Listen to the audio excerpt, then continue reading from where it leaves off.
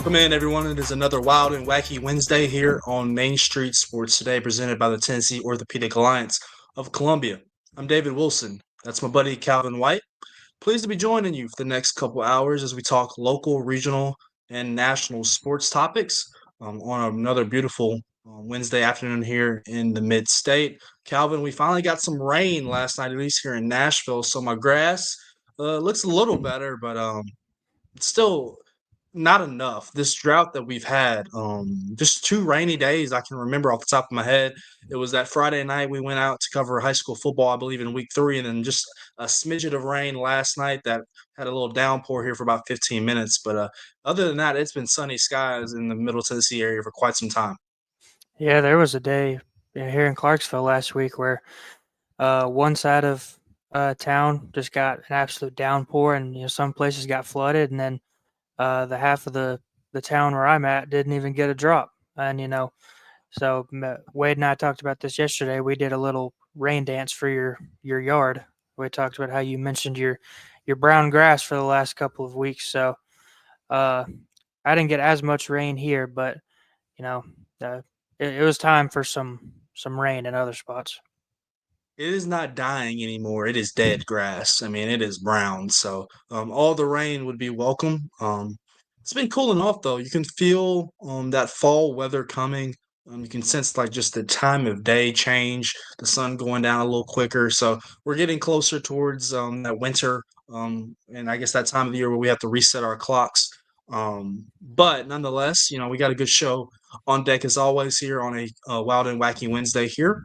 In the second hour, we'll be joined by our colleague and our good friend Blaine Keller, who'll be in the media center or the suite this weekend at Nissan Stadium as the Tennessee Titans have their second home game of the regular season as the Titans welcome the Indianapolis Colts for an AFC South division matchup at Nissan Stadium on Sunday. It's going to be a special occasion this weekend as former Titans play-by-play voice Mike Heath will be inducted into the Titans Ring of Honor. We'll get Blaine's thoughts on that with Mike coming back after accepting the radio job at his alma mater at the University of Tennessee. We'll also get his thoughts on rookie quarterback Cam Ward, first impressions through the first couple of weeks. And we'll get his thoughts on that Titans offense and defense. The Titans offense through the first couple of weeks has been a disappointment. Just one touchdown on the board through 2 games against the Denver Broncos and the Los Angeles Rams. We'll get his thoughts on that defense as well. In our next segment, we'll be joined by Heather Williams as she makes her weekly pit stop with us. She'll discuss the Bass Pro Night Race at Bristol, where Christopher Bell picked up the checkered flag at Bristol Motor Speedway at Thunder Valley and completed the sweep for Joe Gibbs Racing in the round of 16. It was Chase Briscoe picking up the checkered flag in the Southern 500 at Darlington Raceway. It was Denny Hamlin winning at Worldwide Technology Raceway in the greater St. Louis area. And it was, as the aforementioned, Bell winning here in Bristol. So clean sweep for Joe Gibbs, the former head coach of the Washington Redskins back in the day. As we move to the round of 12 on the NASCAR Cup Series schedule, we also took a little Braves for the first time in a couple weeks on a Wednesday. Calvin and I will be celebrating a couple victories last night as the Braves took a doubleheader sweep yesterday in a rainy nation's capital in Washington D.C. The Braves have already won the series, won 3 games of that 4-game set, and they'll go for the sweep here in just about an hour for the 3:05 Central Time for his pitch. We'll also jump into the grab bag at 3 o'clock. We'll talk a little news and notes from the world of the NFL, college football, and the WNBA as well. So we have a jam-packed show on deck for you. Calvin, you ready to go? Let's do it. Let's do it. We'll jump into last night's results and today's schedule on the rundown. This is the rundown. Scores across the TWSLA in girls volleyball. It was BGA picking up a 3-0 sweep over Middle Tennessee Christian in Division II Single A district play in that middle region. It was Siegel edging Blackman in 5 sets in district play as well, 3-2. It was Franklin Road Academy, also in Division II Single A, picking up a sweep over Columbia Academy in straight sets. It was Murfreesboro Central Magnet picking up a sweep over Community in district play as well. It was Eagleville down in the Rutherford County area picking up a sweep over Santa Fe. That is a 3-0 sweep in straight sets. It was Lewis County picking up a straight set victory over Mount Pleasant in district play. It was Battle Creek 3, Marshall County nothing, straight sets in district played as well. It was Providence Christian sweeping Grace Christian Franklin 3-0 in Division II Single A as well. It was Riverdale picking up a 3-1 win over Rockville in district play. And the rest of these were all district play as well in straight sets. It was Columbia picking up a 3-0 win over Shelbyville, Stewart's Creek 3-0 over Smyrna. It was Wilson Central picking up a 3-0 win over Laverne, and it was Franklin Christian picking up a 3-0 win over Zion Christian, all those district matchups. Moving over to high school girls soccer, CPA wins 2-0 over BGA. Gallatin downs Beach 3-0 in district action. Brentwood wins 6-2 over Centennial. McGavick 6-2 over Cane Ridge. Clarksville 1-0 over Kirkwood. Dixon County 2-0 over West Creek. Nashville Christian wins 10-0 over Ezel Harding. Those were all district matchups. Non-district action, Battle Creek wins 6-5 over Forest.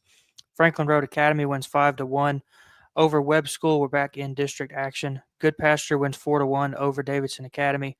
Sycamore downs Harpeth 8-1 non-district play. Hendersonville wins 6-0 over Green Hill. Henry County 5-0 over Clarksville Northwest. Franklin wins 6-0 over Independence. John Overton beats Hunters Lane 5-1. Kenwood 5-1 over East Hickman. Hillsboro 7-2 over Lawson. Lebanon wins 1-0 over Cookeville in district action. Merrill Hyde shuts out Martin Luther King 6-0. Columbia Academy blanks Middle Tennessee Christian 7-0. Page 7-1 over Nolansville. Oakland 2-0 over Blackman. Mount Juliet 9. Portland 0. Summit 3. Ravenwood 0. Culleoka and Richland tie at 2 apiece. Rockvale wins 1-0 over Siegel. Giles County and Spring Hill tie at 0. Station Camp gets a dominant 9-0 win over Greenbrier. Stewart's Creek wins 9-0 over Laverne. And Trigg County out of Kentucky beats Clarksville Northeast 8-0. Tullahoma wins 4-0 over Murfreesboro Central Magnet. Valor Collegiate wins 3-0 over Hume Fogg. Livingston Academy 5-0 over Watertown. Wilson Central shuts out Smyrna 9-0, and Lincoln County wins 3-0 over Zion Christian. Major League Baseball last night. I'll give Calvin a quick breath as he went through a lengthy TLSA girls soccer slate. In Major League Baseball last night, we mentioned the Braves picking up a sweep over the Washington Nationals in the nation's capital. It was the Braves 6-3 winners in Game 1 of that doubleheader, and then in Game 2 that went to extra innings was the Braves picking up a 5-0 win as Chris Sale goes 8 innings and has 9 strikeouts in his start. Last night's Wade's Astros picked up a 6-5 win over the Rangers last night. They were still a half game behind Seattle with 10 games remaining in the AL West standings. In the MLS, it was Nashville Soccer Club picking up a 3-1 win over the Philadelphia Union. In the the first round of the WNBA playoffs, was the Indiana Fever evening their series with the Atlanta Dream.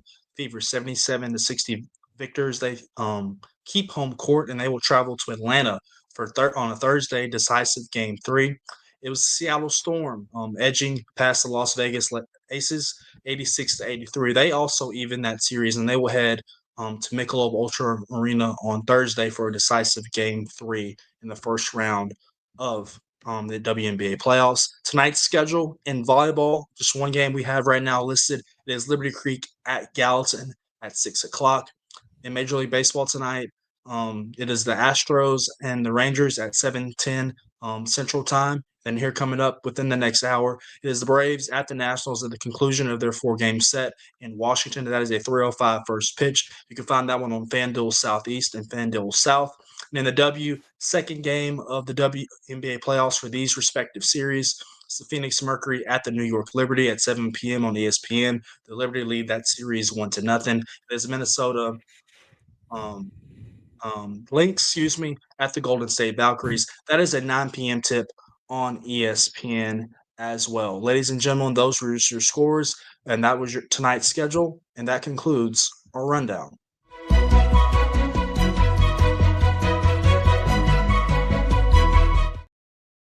Our top story presented to you by the fine folks at Piggly Will and Neely's Mill in Columbia.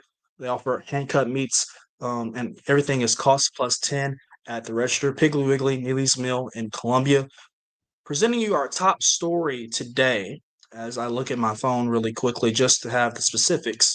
Last night, Calvin, we mentioned the WNBA playoffs are in full swing, and last night in the nightcap on ESPN that I watched, I turned on the TV and the Las Vegas Aces were winning. I'm thinking they're going to sweep this series against Seattle Storm, and keep it rolling and extend their winning streak to 18 consecutive games. Then out of nowhere, Calvin, the Seattle Storm go on a 16-4 run in the fourth quarter and defeat the Las Vegas Aces 86-83. They maintain home court and force a game three on Thursday, as I mentioned in the rundown, at Michelob Ultra Arena in Las Vegas. It was former Notre Dame alum Skylar Diggins coming up big for the Storm last night. She had a game high 26 points, including five in the final minutes of the game to help seal a crowd at Climate Pledge Arena. It was the Aces' first loss since August 2nd. Throw it to you. Did you see by chance any of the game last night? Really entertaining matchup in the W. I did not see any of this, but this doesn't happen to the Aces very often. Usually if they build a lead, even a little bit, they're going to hold on to that thing and close it out. And this is really going to put a twist on the WNBA playoffs if the Storm are able to come back and take Game 3 and eliminate the number 2 seed out of the playoffs. The Aces have the league's best player in Asia Wilson. We talked about that star power that the league has a couple weeks ago. And if Asia Wilson and one of the league's best teams are knocked out in the second round, I'm not one of those people to get worked up over TV ratings, but I think that the viewership would potentially go down on the playoffs. If one of the league's best teams and best players are out of the playoffs. But on the other hand, it's really cool when you see games like this where teams are able to make runs like this at the end of the game and make the playoffs more interesting instead of one team just rolling through the whole thing. Yeah, I mean, the Aces led by 14 in the second half. So credit to the Seattle Storm for sticking with it with their backs against the wall and making a run. As I mentioned, Neka Bumake, Skylar Diggins all came up huge for Seattle last night. Jackie Young with 25 points last night for the Aces, Asia Wilson with 21. And you mentioned just the momentum that comes with this series, right? If I'm thinking of this from a Las Vegas perspective, we had an opportunity to quote unquote we've heard this in sports, this analogy, put your foot on their throat, right? And end the series and get it over with and not have to play in a game three, which is in the first round of the WNBA playoffs. It's just the best out of three. It's 2-3. And so Seattle has all the momentum, even though Las Vegas will be the home team on Thursday night, tomorrow night. But Seattle, you gave them life, and they have the opportunity to go on the road. They have nothing to lose. The Aces are the favorite in this series. They are the higher seed. And so we will see, even though Becky Hammond is a seasoned coach who's won WNBA titles already, Asia Wilson will most likely add an MVP to her award case, and she's a multi-time champion as well. So the Aces have the pedigree per se, but we will see how they react after a disappointing maybe last 5 minutes of the game. They were winning. They had the opportunity to seal this series, as I mentioned, and it slipped away last night in Seattle. Going to mention the other game in the W last night. It was the Indiana Fever who are banged up, obviously without Caitlin Clark, Sophie Cunningham, but it was Kelsey Mitchell and the crew doing just enough. Kelsey had 19 points last night for the Fever as they even their series with the Atlanta Dream. The Fever 77-60 victors over Tiana Pow Pow, Ryan Howard, and the crew from Atlanta. That series will also have a decisive game three tomorrow night in the A. Tonight's schedule, as I mentioned in the rundown, it's the New York Liberty looking to complete the sweep over the Phoenix Mercury, and it's the Minnesota Lynx going to the West Coast looking to complete the sweep over the Golden State Valkyries, who were the first team expansion team in WNBA history to make the playoffs in their inaugural season. Obviously, the Minnesota Lynx, the number one seed in the WNBA playoffs, led by Naphesia Collier. That's a really talented group. Collier averaging 22.9 points per game on 53% shooting from the field. So the WNBA playoffs, it's in full swing. You can just feel the intensity ratchet up in these matchups. So it'll be a joy to watch moving forward. As we mentioned in the opening, got a good show on deck for you guys. Looking forward here in the next segment to be joined by our good friend Heather Williams as she makes her weekly pit stop with us. She does discuss the Bass Pro Night Race at Bristol, which saw Christopher Bell pick up a much needed win for him and his Joe Gibbs Racing crew as Joe Gibbs completes the sweep in the round of 16 and heads into the round of 12 this weekend at the Magic Mile at New Hampshire Motor Speedway with some momentum. We'll make our visit with Heather Williams right after this break, so stay with us here on a wild and wacky edition of Main Street Sports Today.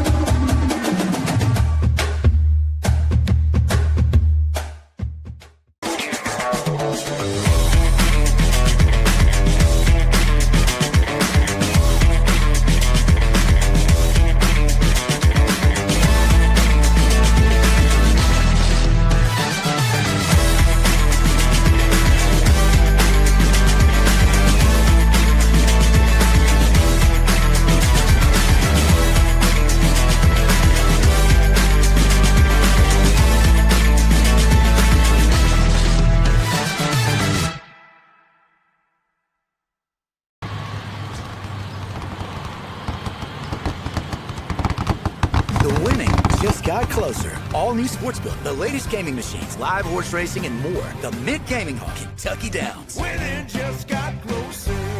Deep in a forest at Nashville Zoo, new creatures here for you to view. Phantoms graced in black and white swing high in trees of dappled light. In rocky crags, tall and steep, small antelopes with nimble feet. A wise old man with beard of white, a sentry perched on stony height. Amidst it all, a hunter lies, with coat of gold and steely eyes. A new adventure just for you. Leopard Forest at Nashville Zoo. Open now. Busy bee, yeah, busy bee. If you need Hold on, y'all, hold on. I need to make a call. Hey, this is Brianna with Busy Bee. I'm giving you a call to let you know your technician is on his way. 333. Busy bee. Guys, not yet. Not yet. Busy bee, oh, Now busy ready, bee. guys. Call 775-7833. Custom Stone Handlers supplies over 600 distributors and suppliers with quality stone products. Along with Riverstone, we produce and distribute over 100 building, landscape, and other bulk products. Our goal is to provide quality products, service, and partnerships to ensure our customers' success. We firmly believe the measure of any person or company is how you treat other people and customers. Give them a call at 931-490-4990 or visit CustomStoneHandlers.com.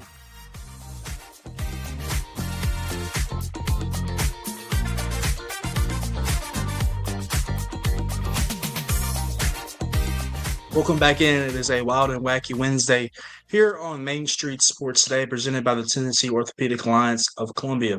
I'm David Wilson. That is Calvin White. Just waiting here a few moments as we wait on Heather Williams to make her weekly visit with us, discuss the Bass Pro Night Race here at Bristol this past weekend at Bristol Motor Speedway in the East Hills of Tennessee and Thunder Valley, where it was Christopher Bell edging past Brad Keselowski in a late race restart to capture the checkered flag and to capture his first win of the NASCAR playoffs and complete the sweep in the round of 16 for Joe Gibbs Racing.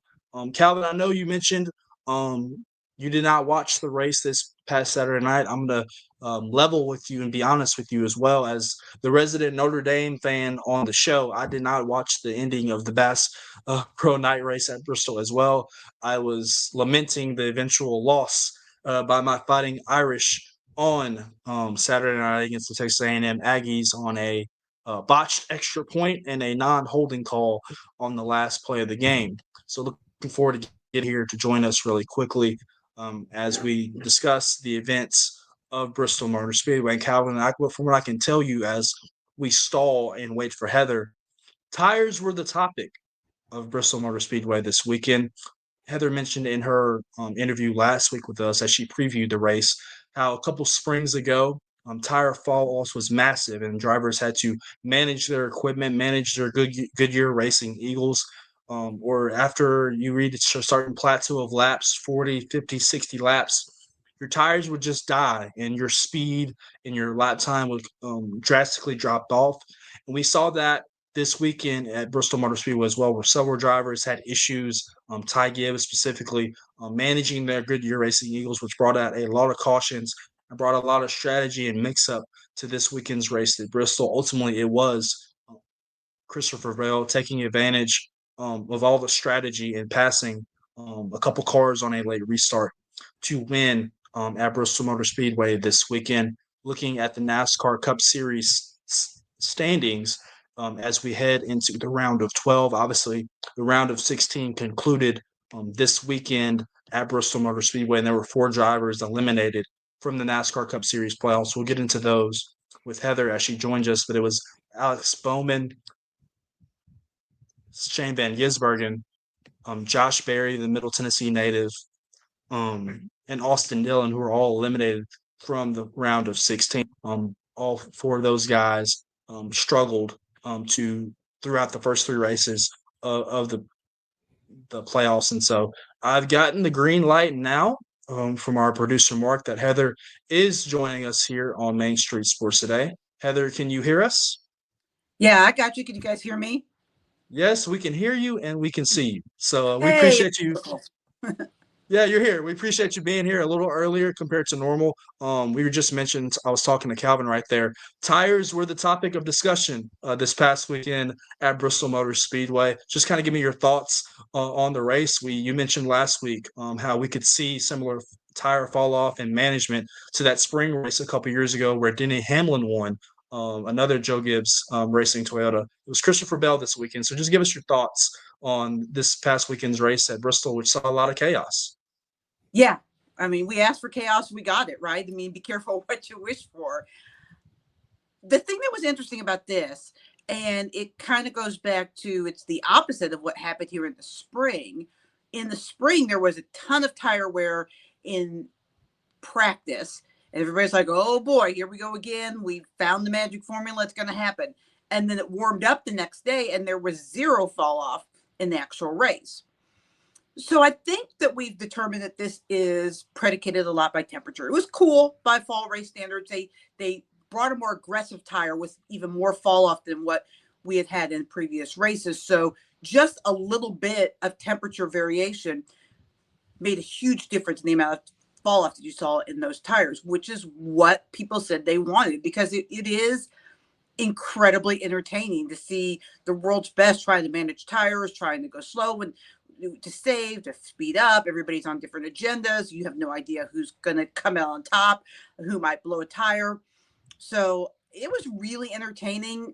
I think it was even more entertaining than the spring race a year ago, not this past one, but in 24, just because about midway through the race in 24, you could kind of tell that Denny Hamlin had the best grasp on what was going on and on the tires.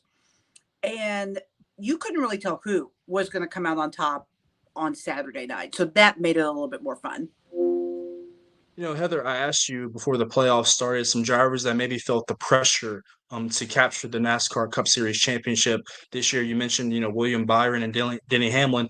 Well, last weekend, Christopher Bell captures a checkered flag at Thunder Valley. And what a week it had been for him. The week before at Gateway, he crosses the start-finish line 7th. But kind of went on a little rant saying, we have the speed to be competing for wins and compete for this championship, and we're just not doing it. What a week for Christopher Bell to bounce back, complete the sweep for Joe Gibbs Racing in the round of 16, where all 3 of their cars capture the checker flag in the respective races. Yeah, and this sport's so hard, right? Because success is very subjective. It's also, what have you done for me lately? Christopher Bell now has 4 wins on the season. That's as many wins as anyone, but he hadn't won since very early on in the season. And when you win 3 in a row, you get off to a hot start, then you're ticking off 15th, 20th, 7th, 5th, 21st. That just becomes very difficult because you can be in victory lane. You feel like you should win. And I think that, last week at St. Louis. That's a track that's generally the type of track that Christopher Bell's very good at. And to come out 7th was very frustrating to him.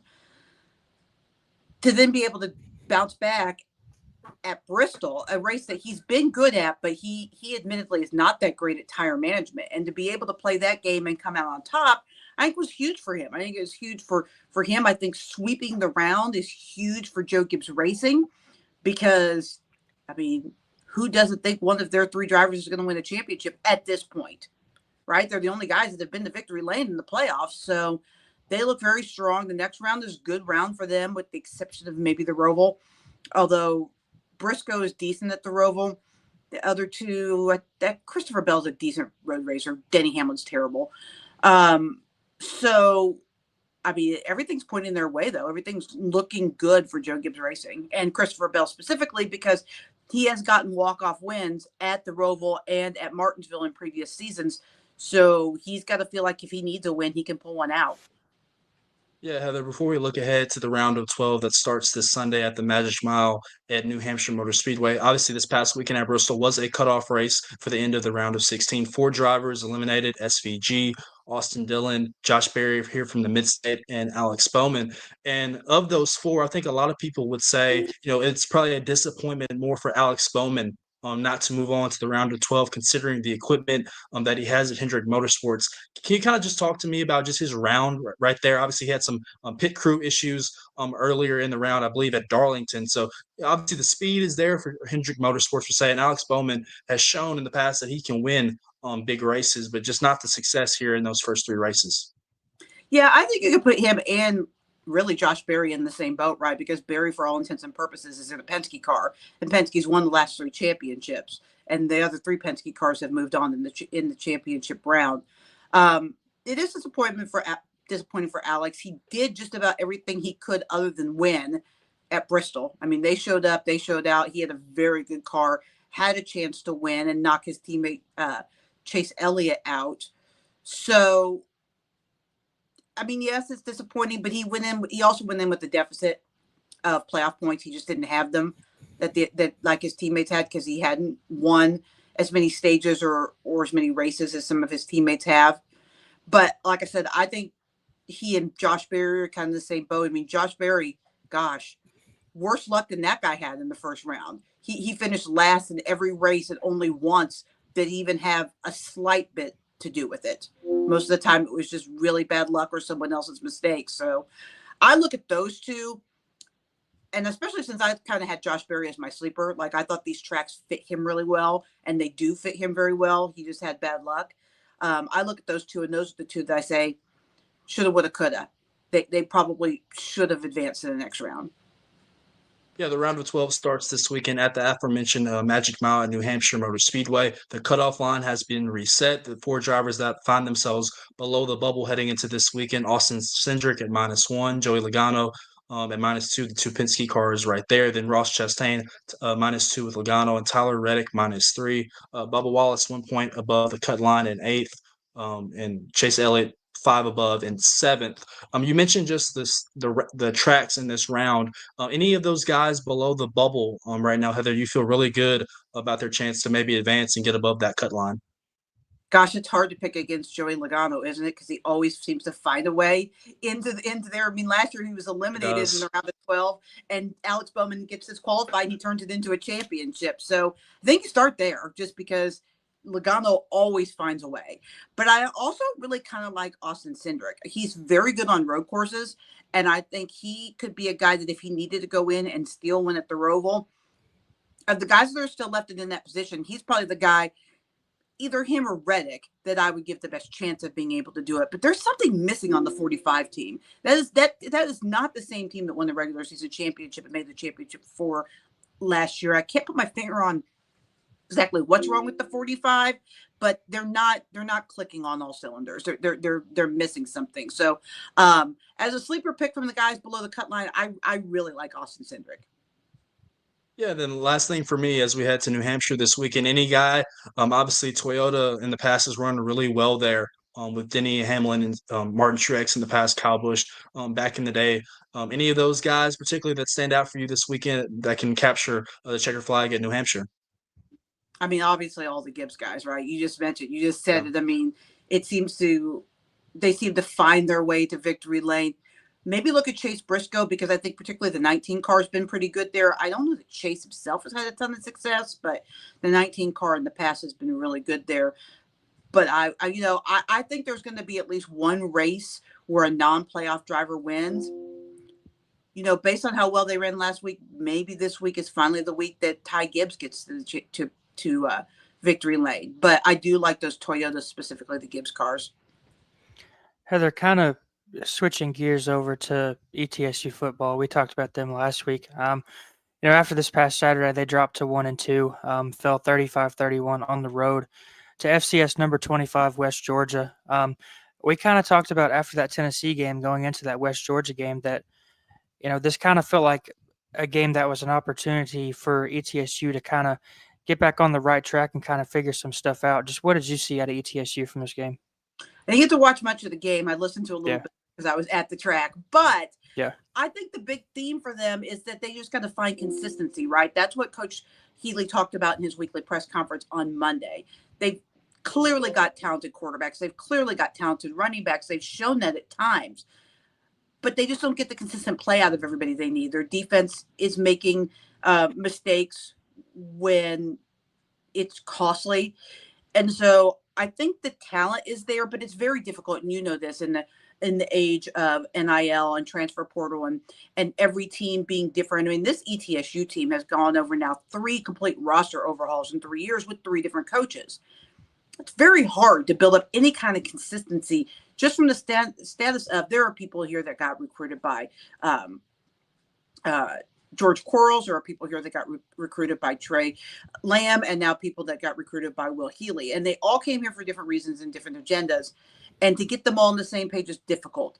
I think this team is really close. I think they showed a lot in the West Georgia game, even though they lost. But they've got to figure it out. Conference play starts next week. This week, I think they have Elon, if I'm not mistaken.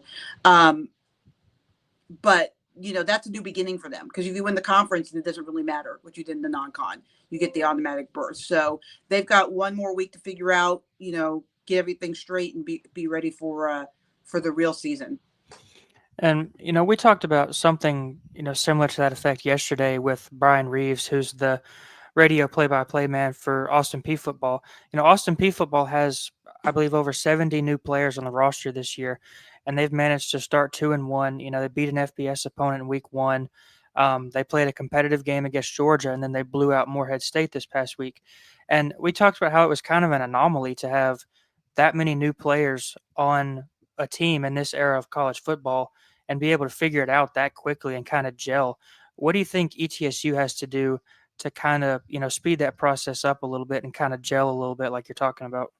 Well, I think, it would be almost an advantage if they had all new players, right? Because they would all be Will Healy's guys, right? They'd all be there on the agenda. But because you have guys basically from 3 different coaching regimes, I think that makes it a little bit more difficult, because some of them may still feel a little loyalty to a previous coach or whatever. But Healy's the guy to get it done. He's going to figure it out. He's super smart, and he knows how to bring folks together. And I don't think there's any division or anything like that. I just think that there's different skill sets and different motivations and things between the different guys from the different groups that maybe isn't all clicking on all cylinders. But I think they'll get there. The Tennessee game aside, they were very competitive in the West Georgia game, and then they blew out Murray State to start the year. So this is not a bad football team. They've had a tough schedule. And I think when they get into conference play, I think you'll see a more confident and a more competitive team. And, all 3 games to this point, we've seen Cade McNamara and Jacoby Criswell both get action for ETSU. This past week, Cade McNamara throws 2 interceptions, and Jacoby Criswell comes in and throws 3 touchdowns. Is this, was this past week just, Cade McNamara wasn't playing well, let's get the backup in? Or is this still, somewhat a little bit of a quarterback battle to this point where they kind of want to see what they have with both guys? Coach Healy has made it crystal clear that they're both co-starters. He said the week 1 that if he could put them both out there to start, he would. If you ask for one quarterback in the interview, he brings both. So I don't think it even is fair to call Criswell the backup, because that's just not the way that he sees them. He sees both of them playing. Now, if there's one like last weekend that has a hot hand, he may stick with them a little bit more. But he plans on using those quarterbacks like you would use a running back or a receiver or a tight end, right? You're going to bring him in and out, situational plays. Whoever's hot might get more touches, but he considers them to be co-starting quarterbacks. And West Georgia threw three interceptions and still scored 35 points. You said you didn't get to watch much of this, so I don't know if you'll be able to give a in-depth answer on this. But when your opponent throws three interceptions and they still score 35 points and you lose the game, do you think this was just an instance where the ETSU offense wasn't able to take advantage of those takeaways? Yeah, and Coach called out specifically in his press conference this week the running backs, right? Because they really control the time and the clock, and he didn't feel like he was getting the sustained plays and any explosive plays from his running back room, which is supposed to be his strongest position. The first couple of games, even in the Tennessee game when they struggled, they got some big runs out of their running backs. So that's something they've got to figure out. I think that they want to run the ball a lot and then fill in the gaps with those very two talented quarterbacks. And honestly, they want to run the ball from the quarterback positions, particularly when Jacoby Criswell's in there. So, yes, I think it is a huge indictment on their offense, which going into the season, when you look at all the transfers and all the talent on the offense, you would have thought that the offense would have been the stronger side of the ball. I'm not sure that either side is playing to the level that they want to, but certainly their inability to turn turnovers into points was a concern. Yeah, you mentioned the running back room. 5 guys got at least 6 carries in the game on Saturday, including Jacoby Criswell, carried it 7 times for 32 yards. But, average yards per carry among those guys was just a little over 2.5 yards. Yeah, and that's done. Yeah, and, between Cade McNamara and Jacoby Criswell, they got sacked 5 times. Cade McNamara took 4 of those. And I guess, the running game and the offensive line goes hand in hand. So is this kind of, one of those things that goes hand in hand, or is this just the running back room not getting it done? I think it goes a little bit hand in hand. It's a completely different offensive line than they had in the past. I think they have maybe 2 guys, maybe 1. I'm trying to think that's back because coach has brought in some of his own players too. So I don't remember like who came from where. When you have 3 coaches in 3 years, it starts to get a little jumbled a little bit. But I do think they felt like it was really talented. I know there are some Division I FBS players on that offensive line. So yeah, I mean, that many sacks is disappointing when you feel like your offensive line should be more talented or is more talented than what they showed on Saturday. And, coming up this week, you were correct. They do play Elon this week. Elon comes in 2-1. They've come off, they beat Davidson 55-7 week 2. They beat Western Carolina by 6 points last week. It's what seems to be a good opponent, but, if ETSU drops, their 3rd straight in week 4, is this, a situation where, we mentioned how they're still trying to figure some stuff out and things like that. But if they lose again in week 4, is this a kind of thing where, this is kind of what they are and this is what the rest of the season is going to look like? Maybe. I mean, I think Elon is, Western Carolina was considered one of the favorites in the conference. And so for Elon to beat them shows that that's a pretty good football team. It'll give ETSU a really good idea of where they stand going into the conference because of that. And if they can really be competitive in the SoCon this year. I don't think you can really make any judgments about what the season's going to be till you start getting into the conference play, because much like in mid-major basketball, really right now where the Southern Conference is, they're not a 2-bid league. They have been in the past. ETSU has gotten an at-large from the SoCon, but they're not really a 2-bid league right now. So all that matters is those conference games. Like, all that matters is what you do in those conference games. If you win the conference championship, losing to Elon doesn't mean anything. But I think they have to at least be competitive enough against Elon to feel like they can then go do the same in the conference. Like if they get blown out by Elon, then yeah, that's probably who they are, and they're just not a very good football team. But if they lose like they lost to West Georgia, and it's a tight game, even though it's not necessarily like the greatest game ever played, but if it's competitive, then I think there's still some hope for the season. I do. Heather Williams of WCYB Sports joining us here on Main Street Sports today. Heather, I have to ask you a question as the resident #1 fan of Chiefs Kingdom. Just like your Chiefs, my fantasy team is 0-2, and I have one Xavier Worthy on my team, so I need him back, Heather. I'm putting that on your shoulders. I need him back. Don't we all need him back? I think he's supposed to be back this week. He actually practiced last Friday, and they just decided to hold him out a little bit for precautionary. But as long as he has no setbacks, and I honestly, with the race, have been kind of out of the loop of things a little bit. But it's my understanding that they're going to try to go with him this year. He's not going to have surgery, so I think he should be back this week, next week at the latest. So fingers crossed, yeah, because we have really not much going on offensive weapon wise, and It's really painful to watch. Absolutely. Heather, appreciate you joining us here and jumping in an hour early and talk a little NASCAR. So appreciate you jumping in. Yeah. Thanks, guys. Thank you, Heather. Coming up on the show as we reach our second commercial break, we'll talk a little Braves baseball on this other side as the Braves picked up a doubleheader sweep over the Washington Nationals in the nation's capital yesterday, and they'll go for the 4-game sweep this afternoon at 3:05. We'll dive into those 2 victories last night and some news and notes across Major League Baseball right after this on Main Street Sports Today. So stick with us.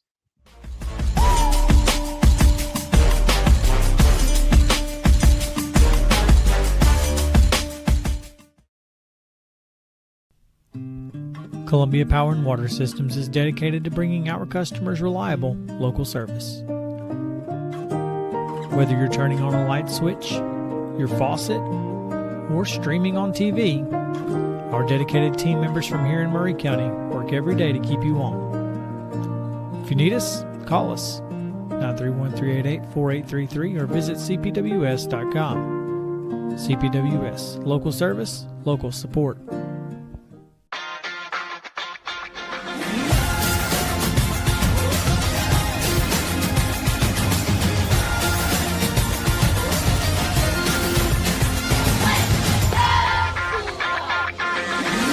Zion Christian Academy at zioneagles.org or 931-388-7531. You can schedule your appointment to visit their beautiful campus. Again, zioneagles.org or 931-7531 to schedule your visit today.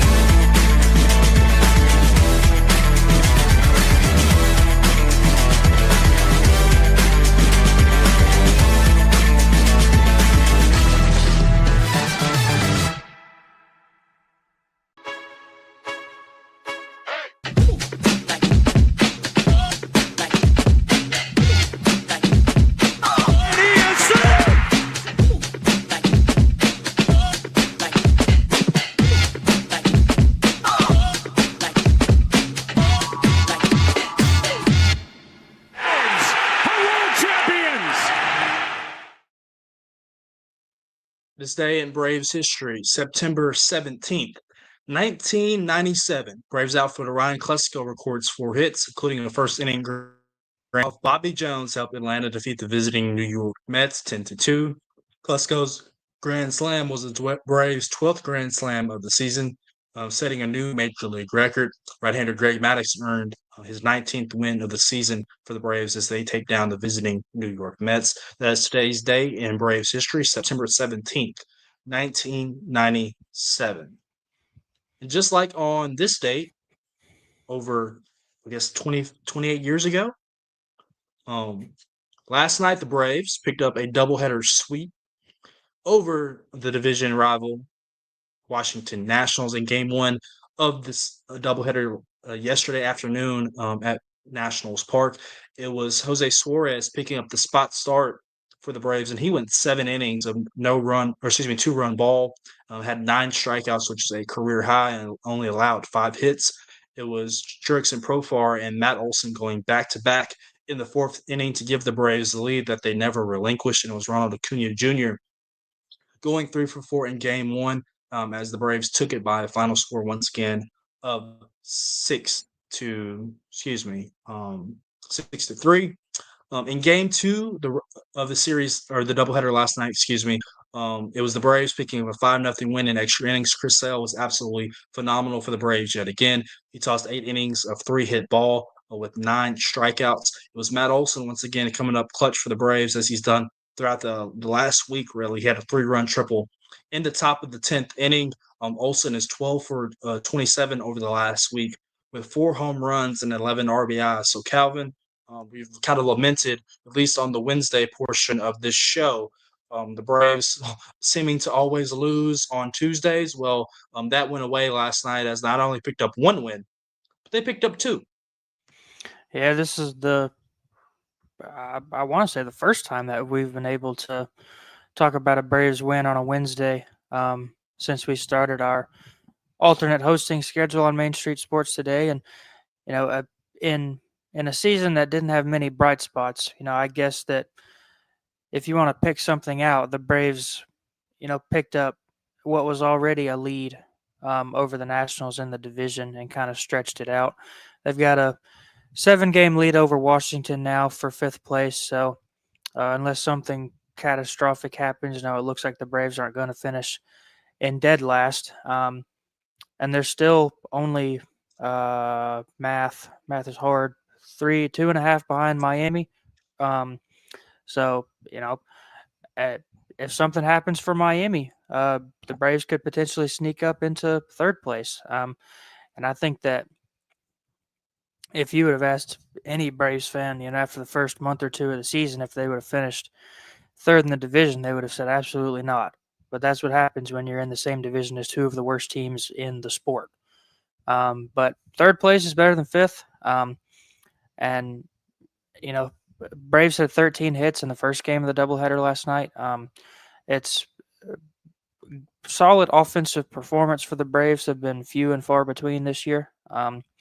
So, got to almost to the 70 win mark. One more win, they'll get there. Yeah. So Braves is trying to, pick up as many wins as they can toward the end of the year. Yeah, they are unfortunately guaranteed a losing season now that they've reached the 83 loss mark this past weekend against Houston. So they will not have a winning season. And you kind of said something funny that my mom has reiterated to me. I just don't want them to finish last. That's what she's told me. Which is, if somebody would have came into the season, with all the expectations, the Braves making 6 or 7 straight postseason appearances coming into this year, if somebody would have told you that they would be vying for last in the National League East standings, we would have thought of a catastrophe had happened, and it kind of has with all the injuries that the rotation has taken, the lack of offense for the first several months of the season that the Braves have had. But I mentioned Matt Olson being 12 for 27 over his last week. He has one of the top weighted runs created plus in baseball, top 10.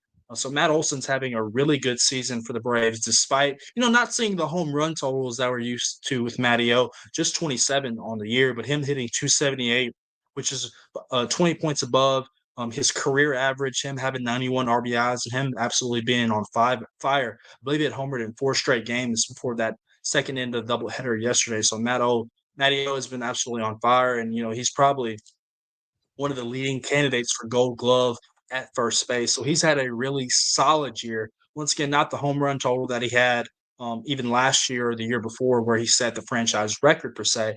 But Matt Olson playing some really good baseball for the Braves right now, and it's good to see them stringing some hits together. Ronald Acuna Jr. kind of started to pick it up a little again after going over a lengthy slump. Ha-Seong Kim seems to be a guy that's really fitting into that lineup nicely with his good friend Jurickson Profar. So some good vibes. Hopefully Drake Baldwin can continue. He swung a little better yesterday and in game one of the series against the Nats. So hopefully he can get things going and hold off Cade Horton for Rookie of the Year. So the Braves will look to go for the series sweep in Game 4 here in about 15 minutes. First pitch at Nationals Park. It's Braves right-hander Hurston Waldrop, former first-round pick out of Florida, who is 4-1 on the season with a 2.78 ERA. He's looked really good for the most of his year this season after getting his first appearance rather at the Bristol Speedway Classic against the Reds. He will be opposed by Brad Lord, who is 5-8 on the year with a 4.21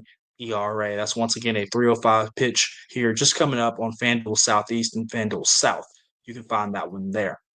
Last night for Wade's Astros, they picked up a 6-5 win over the visiting Texas Rangers. The Astros moved to 83 and 69 on the year. They trail the Seattle Mariners by a half game in the AL West standings with just over 10 games remaining.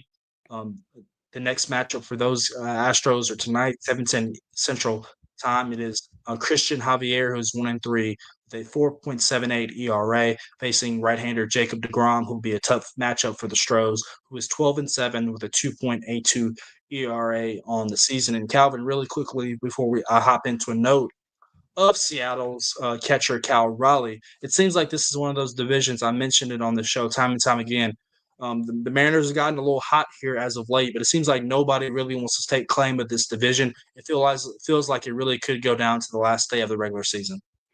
Yeah, Wade and I have talked about this on Tuesday for the last couple of weeks. I think every time we talked about the division race in the AL West, the Astros either had a 1 or 2 game lead over the Mariners, and really nobody wanted to take the lead. And now the Mariners have taken a half game lead over the Stros, like you said.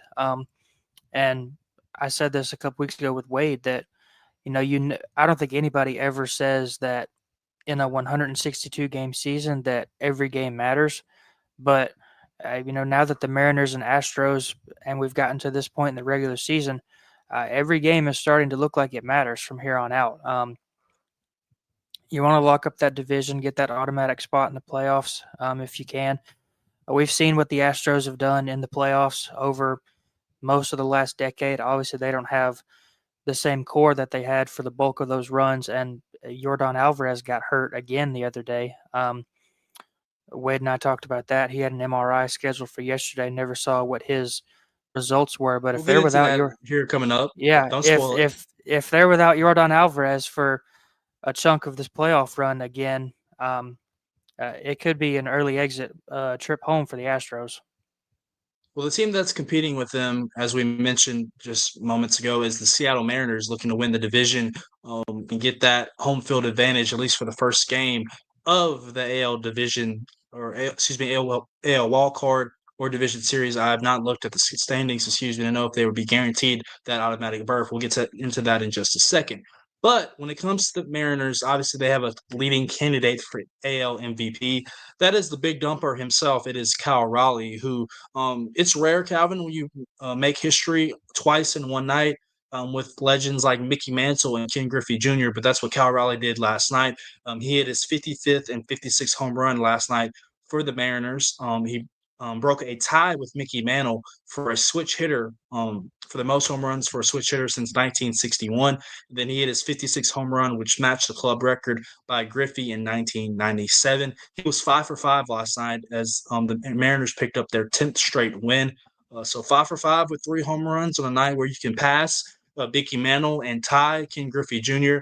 I think that just puts more stake to his claim that he should be American League MVP. Yeah, anytime you are in the same sentence as Mickey Mantle and Ken Griffey Jr., that's good no matter who you are. But the stuff he's doing from the catcher spot, I guess that's part of the argument that people can make for him being the MVP over Aaron Judge. But, and I guess that kind of speaks to how good Ken Griffey Jr. was. I thought Ken Griffey Jr. would have hit more than 56 home runs in a year one year. But, especially switch hitting catcher, 56 home runs in a year. 56 home runs is impressive from anybody, but especially when you're back there, catching almost every game. I still think it's Judge for the MVP, but this is probably, I'm sure that there's a Johnny Bench season that rivals this, but this is one of, if not the best, not just offensive seasons, but seasons overall from any catcher in the history of baseball. And I disagree with you, Calvin, just because of that point. Aaron Judge, a great player, great hitter, does everything for the Yankees. He's the captain for the reason, but he's not a catcher. He doesn't play that position, which Raleigh predominantly does. He doesn't have to catch a pitching staff and understand different sequences and game plans. I think with the numbers that Cal has, the average is not what Aaron Judge's average is. But for him to hit 55, 56 home runs as he did last night and do that as a catcher, I think that's really hard to pass up for him to be American League MVP. I know Aaron Judge is going to be in the race every year, considering just how great of a player he is. But it takes a special season to unseat what Aaron Judge has done this year. But I believe Cal Raleigh has had a special season that is historic, as we mentioned with his home runs last night. But that'll be definitely something that we can monitor moving forward with a week left. So the next person he's looking to pass, besides Griffey, who he holds the tie with, is Aaron Judge's American League record, who had 62 home runs in 2022. I don't believe he'll get there, obviously, with just over a week left, week and a half left in the season. But worth noting, we've seen Kyle Raleigh go on these massive streaks. And last night, he could do that really quickly. So moving forward, you mentioned Yordan Alvarez, who suffered an injury, an ankle injury that you and Wade discussed on a left ankle sprain. Astros manager Joe Espada said Tuesday that is a pretty significant ankle injury that will keep him out of the lineup indefinitely as Houston battles for a division title and American League playoff spot as the season winds down. Espada said to the media, "This is going to keep him out for a while. Let's not get into days, weeks, anything like that. We're going to take it one day at a time, but this is going to be something that's going to take a while to heal." Alvarez underwent the MRI, as you mentioned, yesterday after suffering the injury while crossing home plate Monday in a victory for the Astros against the Rangers. He was seen leaving the Astros clubhouse on crutches and in a boot. He's missed a lot of time this season, Calvin. Obviously, he is one of the premier sluggers in the league. He's just been limited to 48 games played. He has a 273 average with 6 home runs and 27 RBIs. Not only is he a magnificent player, who's done it time and time again in big moments. But they're in the middle of a division race, just a half game behind Seattle, not having one of your big sluggers per se. That's going to really hurt the Astros in the middle of that lineup. Yeah, like you said, he's only played 48 games this year, and he's one of those.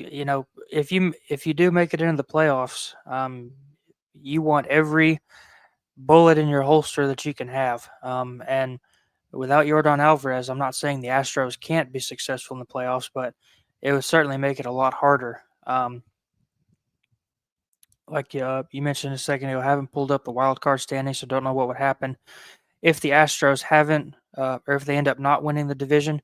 But you want to be at full strength as much as you can going into the playoffs, and not having Yordan Alvarez is certainly going to throw a wrench in that. But the Astros have gotten to this point mostly without him. So if anything, they've had to do it most of the season, and maybe they can figure it out going into the playoffs if they happen to make it there. Another player that made history last night, Calvin, and this is just a historic player overall, will go down as one of the greats to ever play in this game. It's Los Angeles Dodgers Shohei Ohtani, who twirled 5 no-hit innings and hit his 50th home run of the season on a 430-foot blast that registered 113 miles per hour off the bat. He's the first player with 50 home runs in back-to-back seasons since Alex Rodriguez in 2001 and 2002. And he's also the first player in MLB history to hit 50 home runs and record 50 strikeouts as a pitcher in the same season. So just a marvelous player. I hate that he plays for the Dodgers. I know that is to the liking of one Tommy Bryan, but a really special player who is probably one of the most magnificent talents we've ever seen play this game. Yeah, I mentioned it with you, I think last week, and I mentioned it with Wade yesterday because something came up with Shohei. There is one player in the history of Major League Baseball that's won more than 4 MVPs. Shohei Ohtani is about to win his 4th in 5 years. If he ever gets back to, he's never been an elite pitcher, but it's just impressive what he does when he goes and hits 50 home runs, and he's a serviceable pitcher. He's a good pitcher. He's not like an elite pitcher, but what he does paired with what he does at the plate, and we saw what he did last year when he stole 50, 60 bases or whatever it was. And, when he wasn't pitching last year, he showed that he could tweak his game a little bit to where he could be a more deadly threat on the bases. And now that he's back on the mound, he's just proving again that, when his career is all said and done, some people are already saying it, but by the time his career's over, there might not be no argument who the best player in the history of baseball is. Yeah, absolutely. As we butt up against the top of the hour here in our next commercial break, I'll really quickly run through the MLB postseason bracket. If the playoffs were to start today, as we just have a week and a half left in the regular season, I believe the Braves only have 10 games remaining. So that just shows you how quickly it is flying by as we inch closer towards October baseball. If the playoffs started today in the American League, your buys would be the Toronto Blue Jays and the Detroit Tigers moving automatically to the ALDS. In the wild card series, it would be Waves Astros traveling to the Bronx for a 2 out of 3 series against the Yankees. It would be the Boston Red Sox going to the Pacific Northwest to take on the Seattle Mariners. In the National League, the buys would go to the Milwaukee Brewers and the Philadelphia Phillies.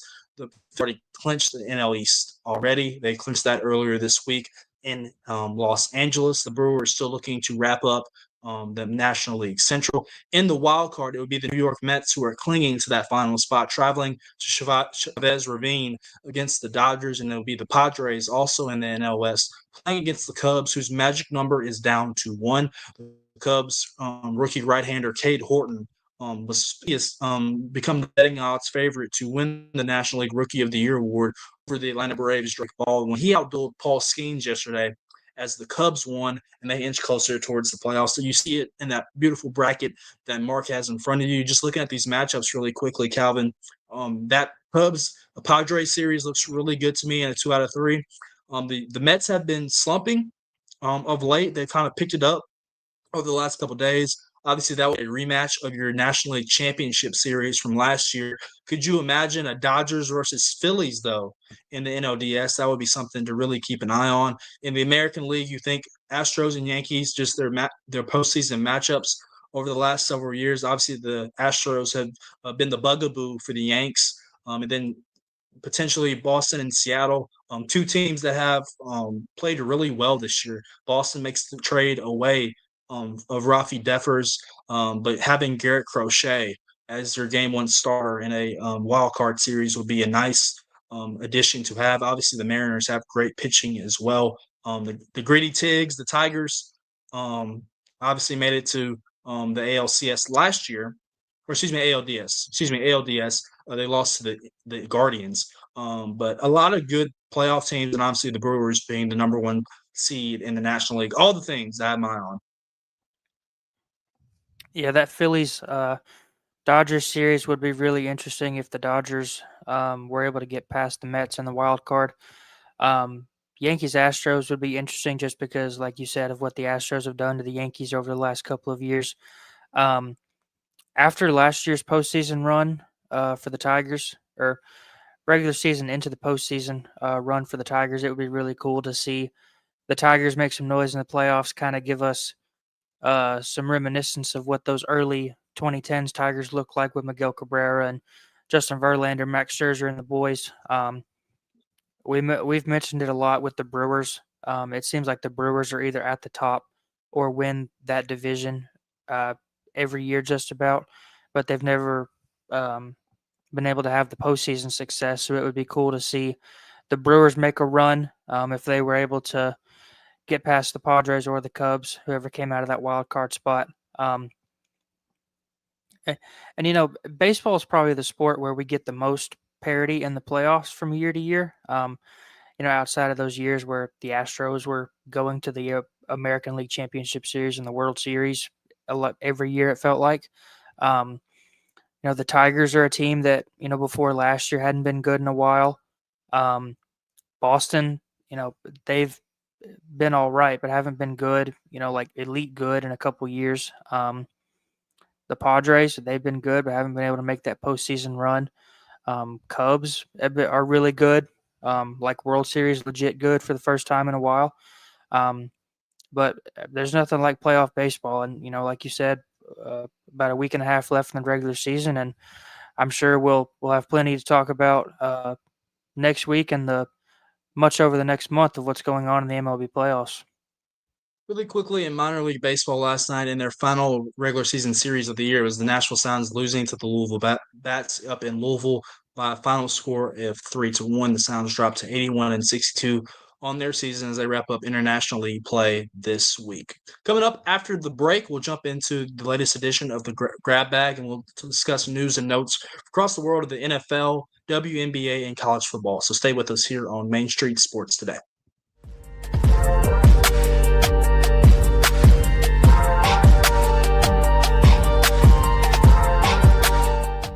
Jones & Lang Sporting Goods here in Columbia has been outfitting teams, officials, and anybody else from T-ball to college for 50-plus years. Be sure and check them out at 931-388-8060 or online at jonesandlang.com. Jones & Lang Sporting Goods, the look of a winner. Zion Christian Academy at zioneagles.org or 931-388-7531. You can schedule your appointment to visit their beautiful campus. Again, zioneagles.org or 931-7531 to schedule your visit today.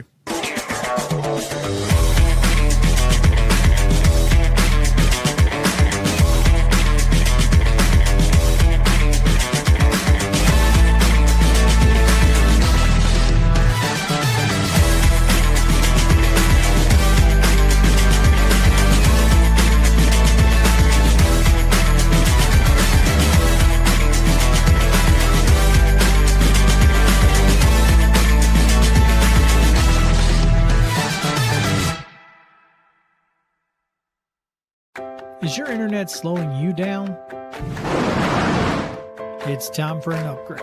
Whether you're at home, working from your home office, or at your business, it's time to unleash the speed you need with speeds up to 1 gig at CPWS for as low as $70 a month. Give us a call, 931-375-7777. Local service, local support, CPWS. Piggly Wiggly, located in Neely's Mill Shopping Center, is Columbia's locally owned and operated Cost Plus 10 grocery store dedicated to serving the community with low prices and smiling faces. Piggly Wiggly offers fresh, hand-cut meats daily as well as daily hot plate lunches from their deli counter. You're certain to see smiling faces and a helping hand when you're here at Piggly Wiggly. Come by and check out our fresh produce, high-quality meats, and more. Down home, down the street, we'll see you at the Pig.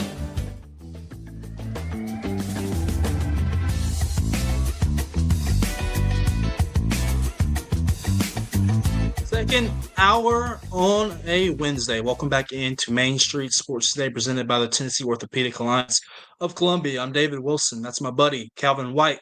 Second hour, it's time to jump in the latest edition of the Grab Bag as we discuss news and notes across the world of sports.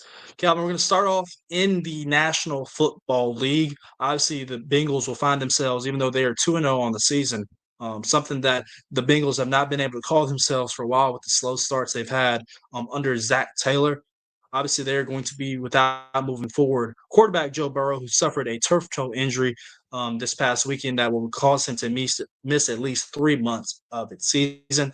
Bengals have made some news over the last 24 hours, signing veteran quarterbacks Mike White and Sean Clifford, former Packer, to their team's practice squad, according to National Football League media. Obviously, Jake Browning is going to be their starter, filling in for the injured Burrow. White signed with the Buffalo Bills in January of this year and spent training camp and the preseason with the team. However, he was cut on the final roster cuts. He completed 61% of his passes for 2,247 yards, 9 touchdowns, while tossing 13 interceptions in his career. Clifford, former Penn State quarterback, spent 2 seasons on Green Bay's active roster in their practice squad. He's only completed 1 NFL pass, which came in relief of Jordan Love in 2023. But this is big for Cincinnati. Calvin, obviously, Jake Browning completed 21 of 32 passes for 241 yards, 2 touchdowns, and 3 interceptions in Sunday's win against the Jacksonville Jaguars. But it seems like until Joe Burrow can come back, which will be at the latter part of the season in December, Calvin, that the Bengals are just going to try to tread water and try to hold on in a really tough AFC North. Yeah, I mean, this was a Bengals team that last year, finished 9-8. Joe Burrow was fourth in the MVP voting, and they still couldn't make the playoffs. They haven't been able to keep Joe Burrow upright for most of his professional career. And for Joe Burrow to do what he did last year with that dreadful offensive line, he threw for almost 5,000 yards, threw 43 touchdowns. It kind of felt like, Joe Burrow was legitimately carrying the Bengals for most of the year. And so if they can't even have a successful year last year with what Joe Burrow did, obviously it's different from year to year, but I'm not so sure how, you mentioned they're just going to try and tread water, but I'm not so sure that Sean Clifford and Mike White and whoever the other quarterback is going to keep the Bengals afloat. Yeah, I mean, Jake Browning has shown in the past, Calvin, that he is a backup that can do some things. He's come in. Obviously, Joe Burrow has been injured before, and that's been the problem with his tenure in Cincinnati. And I'm going to put the blame, per se, on the offensive line for the Bengals, which has absolutely been horrendous under Joe Burrow's tenure. They have got him. I mean, he hurt in his rookie year. I believe he tore his ACL because they cannot protect their quarterback. So part of the blame per se is on the Bengals offensive line and their inability to protect their quarterback and their front office for not protecting their franchise QB. But Jake Browning has shown in the past that he can start and string together some drives and some wins.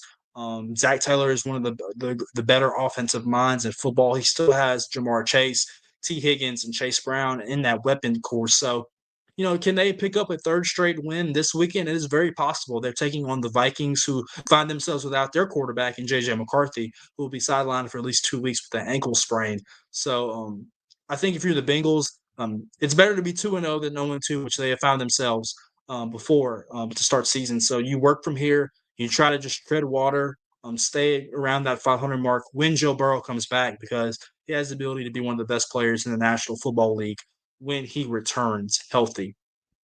Another player that has been injured and will be sidelined for at least 4 weeks, paving a way for an opportunity for a local standout to get lead carries in the National Football League.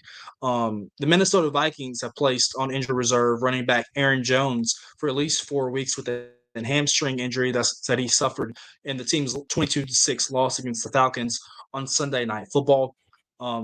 Vikings coach Kevin O'Connell said Monday that Jones was unlikely to play in Week 3 against the Bengals, and he would now be sidelined, as I mentioned, for 4 weeks. He had only rushed for 46 yards on 13 carries to his first 2 games. He also though had hauled in 3 catches, 44 yards, including a 27-yard touchdown pass in the fourth quarter, and the Vikings win over the Bears in Week 1. All this paves the way, Calvin, for a bigger role for former Gallatin alum and Georgia Tech running back Jordan Mason, who will now assume lead backfield duties for Minnesota. He was acquired via trade from the San Francisco 49ers in March after he ran for 789 yards last year for an injured. He runs angry. He's a big back that also has some speed. So an opportunity for a former local alum and former local hero up in Sumner County to get his shine once again in the National Football League. Yeah, really cool to see some of our local products get their chance in the league. I didn't get a chance to throw in a shot at you earlier, but I was going to shout out NBA alum Marcel Reed for taking out your Fighting Irish this past week. Don't hurt me. Don't hurt me. Don't do it. But yeah, really cool to see Jordan Mason get this opportunity, even if it does. You want me to hurt you, don't you? You want me to hurt you? No. But yeah, really cool to see Jordan Mason get this opportunity, even if it does come at the expense of Aaron Jones, him getting hurt. So we already know We've already seen a little bit what Jordan Mason can do in his limited action for the Vikings, not the Vikings. Vikings. But Yeah, yeah, yeah, absolutely, you're right. yeah, Vikings. Really cool to see. And we'll definitely keep an eye on what he does in the next couple weeks until Aaron Jones comes back. Calvin, I knew this next bit of news was going to happen after the Virginia Tech Hokies fired Brent Pry after their 0-3 start to the season, which included a butt whooping last weekend against Old Dominion, off the heels of a second half butt whooping against top 25 program now, the Vanderbilt Commodores. Former alum Michael Vick, who's arguably the greatest Virginia Tech athlete in school history, who led them to a perfect regular season and a berth in the national championship game in 1999. Freshman, he has been linked in rumors to potentially being one of the candidates for the Virginia Tech job. He is currently the head coach at Norfolk State and HBCU, where he's won two in his first 3 games as head coach.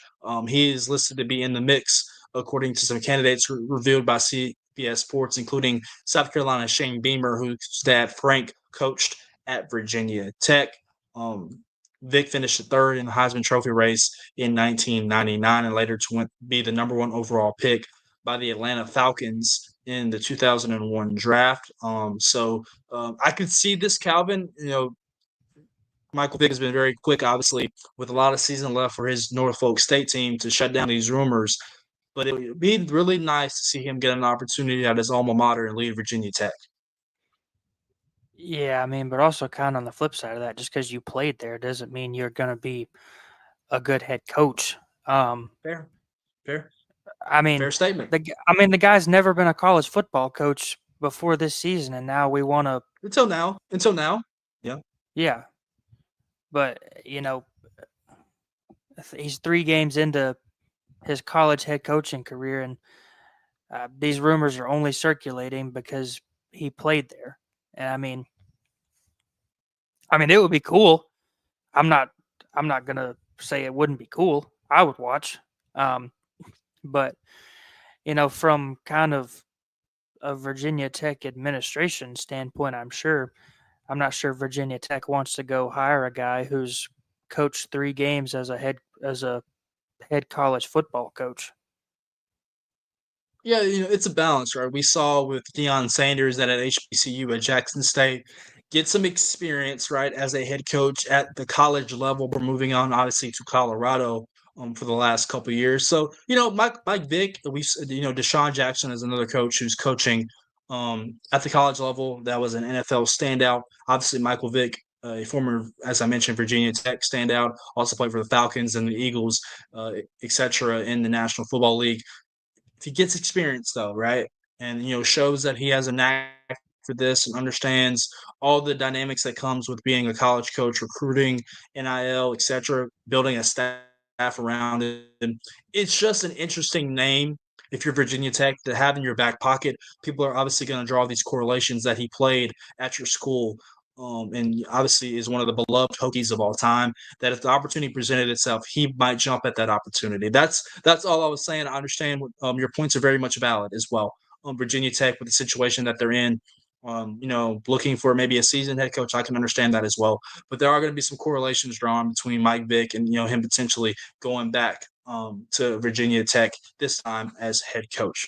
One last nugget before we head off to our next commercial break, as we are eventually going to get into our segment with our coworker BLAINE KELLAR, talk a little Titans. And this is back in the world of the W, where Dallas Wings standout Paige Beckers, who was the number 1 overall pick this past year in the WNBA draft. She was named the 2025 Kia NBA Rookie of the Year, the first player to earn the honor with Dallas since Alicia Gray in 2017. She received 70 of the 72 votes rather, from sports writers and broadcasters. Washington Mystics guard Sanaya Citron received 2 of those votes.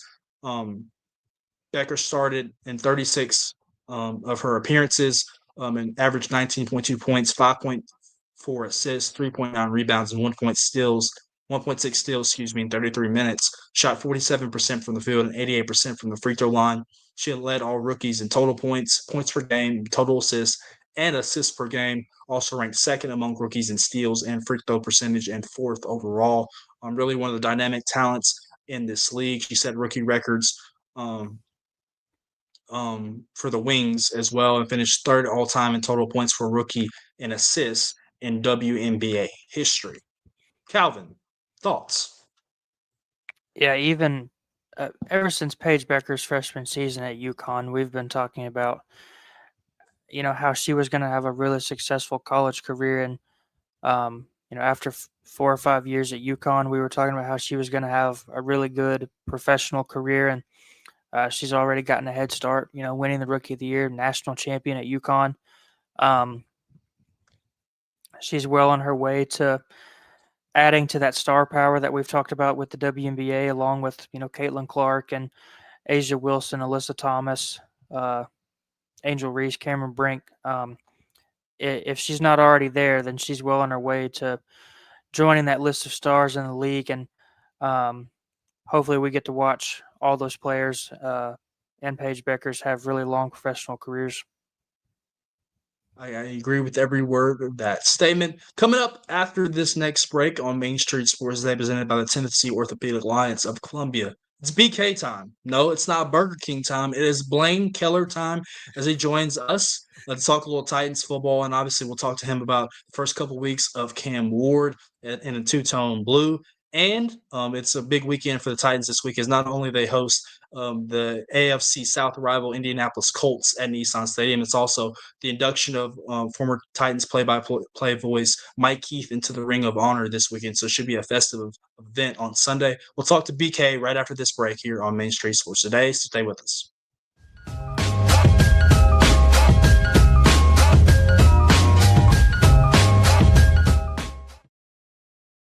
Deep in a forest at Nashville Zoo, new creatures here for you to view. Phantoms graced in black and white swing high in trees of dappled light. In rocky crags, tall and steep, small antelopes with nimble feet. A wise old man with beard of white, a sentry perched on stony height. Amidst it all, a hunter lies, with coat of gold and steely eyes. A new adventure just for you.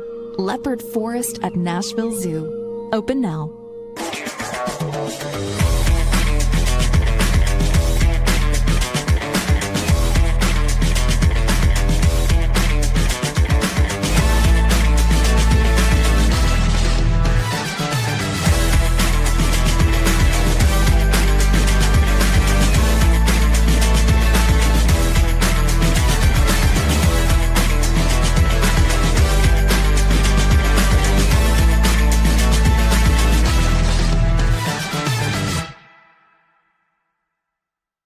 Jones & Lang Sporting Goods here in Columbia has been outfitting teams, officials, and anybody else from T-ball to college for 50-plus years. Be sure and check them out at 931-388-8060 or online at jonesandlang.com. Jones & Lang Sporting Goods, the look of a winner. Piggly Wiggly, located in Neely's Mill Shopping Center, is Columbia's locally owned and operated Cost Plus 10 grocery store dedicated to serving the community with low prices and smiling faces. Piggly Wiggly offers fresh, hand-cut meats daily, as well as daily hot plate lunches from their deli counter. You're certain to see smiling faces and a helping hand when you're here at Piggly Wiggly. Come by and check out our fresh produce, high-quality meats, and more. Down home, down the street, we'll see you at the Pig.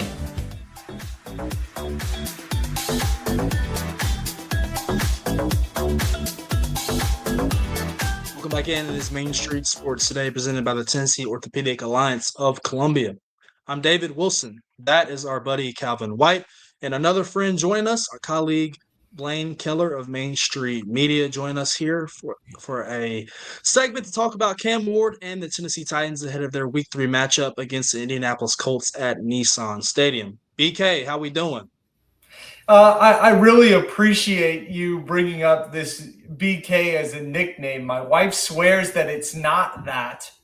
She thinks that my initials are just that. So I'm going to play this back for her later so she knows that it is officially a nickname now. Thanks guys for having me. Appreciate the time. I mean, it's in the Twitter handle, BK at the end. So it makes sense. And she thinks I made it myself. She thinks I've forced it onto other people, but for the record, I haven't. And now I'm vindicated here. and I can kind of rub it in a little bit later. There you go. It's you like go. as easy. It's like as easy of a nickname as you can get. It's I easy know. to stick. That's right. The restaurant helped out with that. So There you go. Blaine, we appreciate you joining us here to talk a little Titans here ahead of their Week 3 matchup against the Indianapolis Colts at Nissan Stadium. Obviously, last weekend you were there for their home opener against the Los Angeles Rams. You wrote a really good piece here on Main Street Media that is online for everybody to read on our website, where the Titans players, L'Jarius Sneed, Jeffrey Simmons, were reacting to Cam Ward's first touchdown pass in the NFL. And I just want to get your thoughts.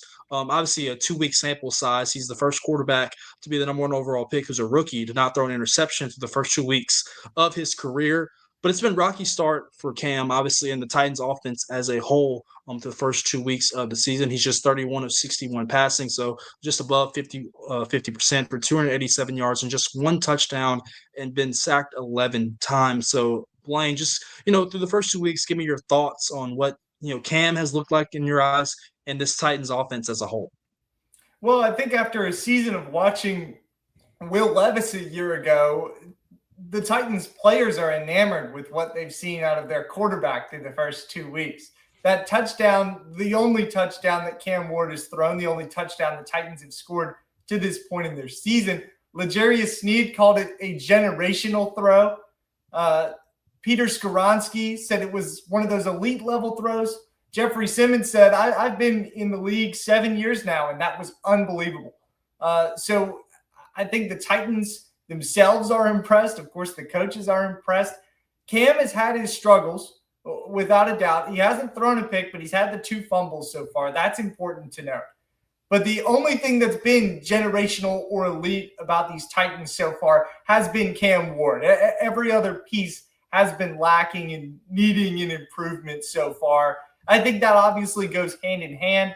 The number 1 quarterback needs to play well, yes, but everyone else needs to play well around him too in order for this team to start winning or just to start showing improvement. Blaine, Cam Ward's been sacked 11 times through the first 2 games. This was a problem, last year, and it's been a problem the last couple of seasons for the Titans. And, I'm not saying that Will Levis was a good player, but I think that a bad offensive line last year made him look a lot worse than what he actually was. Now, obviously, there was a lot more hype around Cam Ward coming into this year, number 1 pick, all that stuff. But, what has been the Titans' biggest issue with putting at least a competent offensive line on the field? Well, I think, Calvin, part of it goes hand in hand. Sacks can easily be attributed to the offensive line, but on the same side of the coin, it can be credited to a quarterback as well. And their pocket presence, Will Levis struggled with that last year, which is why that number was so gaudy. Now, that number has looked worse this year, despite the team trying to get new pieces on the line, signing Kevin Zeitler and Dan Ward Jr., moving J.C. Latham back to the right side where he played in college and started there, and keeping Peter Skoronski at his position, and, of course, getting Lloyd Cushenberry back.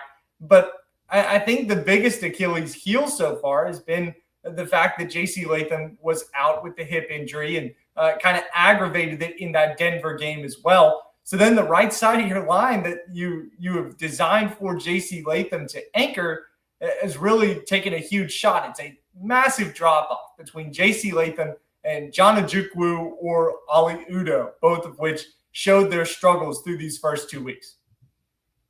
Yeah, Calvin, just looking at some offensive numbers and rankings for the Titans offense through the first 2 weeks of the season. Just 32nd overall, obviously last in the National Football League in overall offense, 29th in pass offense, in total points, 24th in rush offense. So obviously not a good formula to be in the 20s and the 30s when it comes to the National Football League. What's the recipe? Obviously, if you're a Titans fan, you can take a bright spot in Manor, his performance last week against the Rams. Obviously, not having Tajay Spears to injury, maybe he's affected the running game a little bit with just Tony Pollard.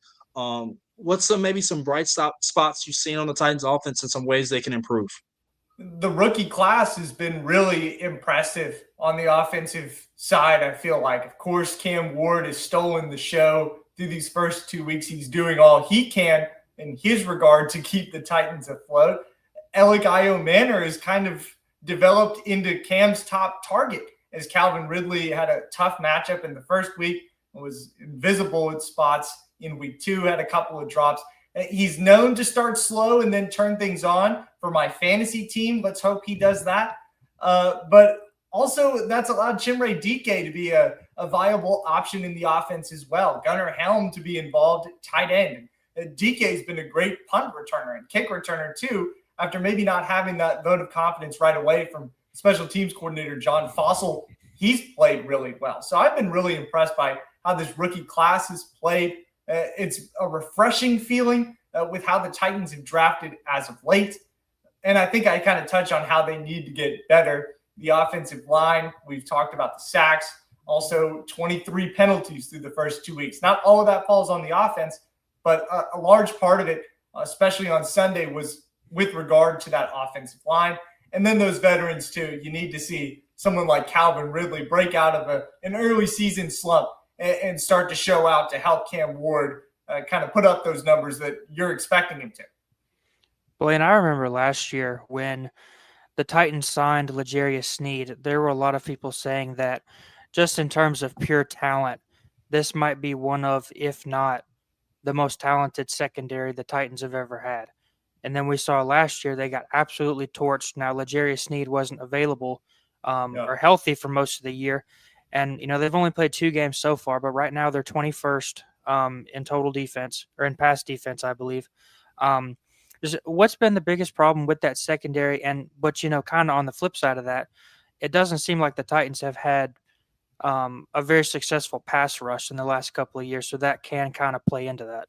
Yeah, Calvin, just starting with the thought on L'Jarius Sneed in the secondary of last year, how different a year makes, right? Because Chido Awuzie and L'Jarius Sneed were your starting corners week 1 of 2024. And then 2025, it was likely to be 2 different ones had L'Jarius not come off of the PUP list that quickly. Denard Wilson, the defensive coordinator for the Titans, has preached this collective pass rush idea that they want to have as a defense because they don't have a talented star edge rusher like a lot of teams do. There's not a generational kind of player on that front 7. Jeffrey Simmons is very good, but outside of him, they haven't had that kind of production. They don't have the players for that. So that requires you to blitz some defensive backs, blitz some linebackers, which opens things up in the secondary and allows some of the big pass plays that you've seen so far. To Sneed's credit, he played pretty well this past week. Against Devontae Adams, he gave up a couple of big plays, but played about 92% of snaps after missing 11 months. That was pretty impressive. And, he didn't practice today, had a back injury, but if he stays healthy, he's proven that despite a long absence, he can be the top corner on this team. Jarvis Brownlee, if he can fix up the penalties, can be a solid contributor at corner too. And Blaine and Calvin mentioned specifically that pass rush. The Titans invested a high draft pick, a 2nd-round pick in Femi Oladejo, who hasn't really shown up so far, at least through the first couple weeks. How important is it for the Titans for him to flash at some point in his rookie year and at least add some depth and some presence to that outside linebacker defensive end spot? Really going to be interesting to see how Femi's development plays out, because they drafted him in the 2nd round knowing that this was a guy that played linebacker in college until his last season when he moved to edge and started to show some ability there. So the Titans draft a project player in the 2nd round, knowing that they don't have an edge rusher that can contribute right away and or maybe develop Femi on the roster. I don't know if Arden Key or Draymond Jones or Jihad Ward are going to be the greatest mentors given their production in the league for Femi Oladejo. So now you've got a project pick that's thrust into the fire right away and having to kind of go out there and play a little slower. He's having to think, right? Because this is a position that's still new to him. So maybe as the season goes on, he starts to show some things, but this is definitely a patience pick, despite the fact that they're having to throw him out right away.